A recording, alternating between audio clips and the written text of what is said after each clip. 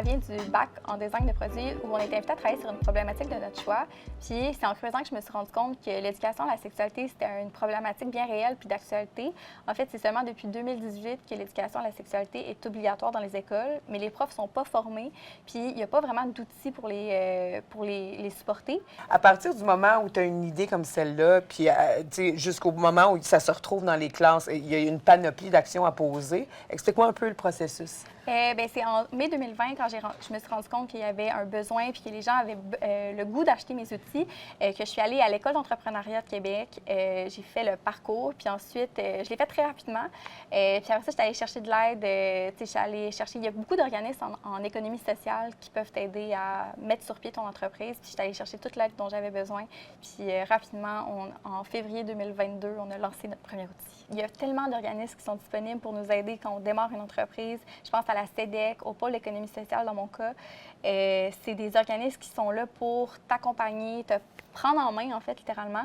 Puis ça m'a vraiment aidé pour des décisions d'affaires, mais aussi personnelles, de gérer mes émotions, de gérer mes relations avec mes clients, tout ça, c'était incroyable. Apprendre à se gérer, c'est une chose. On a des côtés positifs, des côtés à travailler en tant qu'entrepreneur. Toi, tes côtés positifs sont lesquels? Je pense que ma force, c'est de l'idée. Je pense que je suis vraiment une bonne personne pour mettre ensemble des gens puis collaborer, puis faire sortir les idées des gens. Le produit qu'on a en ce moment, ça vient pas uniquement de ma tête, c'est vraiment la collaboration de toute une équipe. Et le contraire, tes points à travailler, parce qu'on en a tous. Oui. Je pense que c'est la concentration. J'ai vraiment de la misère à m'appliquer dans une tâche longtemps. J'ai besoin que ça bouge, j'ai besoin de parler puis d'être toute seule comme entrepreneur. Je trouve que c'est parfois difficile de me concentrer toute seule. Mettons là, que je parle à ta meilleure amie. Comment elle te décrit?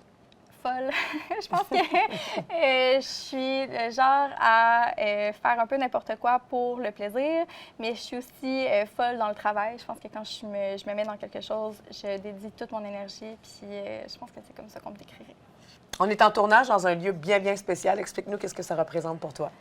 En fait, c'est l'école de design de produits. C'est ici que je me suis découvert en tant que personne. C'est ici que j'ai découvert comment travailler avec les autres.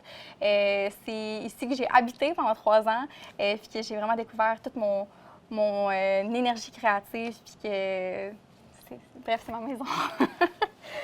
Avec tout le bagage que tu as acquis au cours des dernières années, ça fait 5 ans que tu roules ta bosse avec ton entreprise, quel conseil tu t'aurais donné avant que ça commence? De conseil à être naïve. Je pense que si j'avais trop su les étapes que j'allais devoir franchir, je ne me serais pas lancée. Je pense qu'en entrepreneuriat, il y a une part de naïveté qu'il faut garder.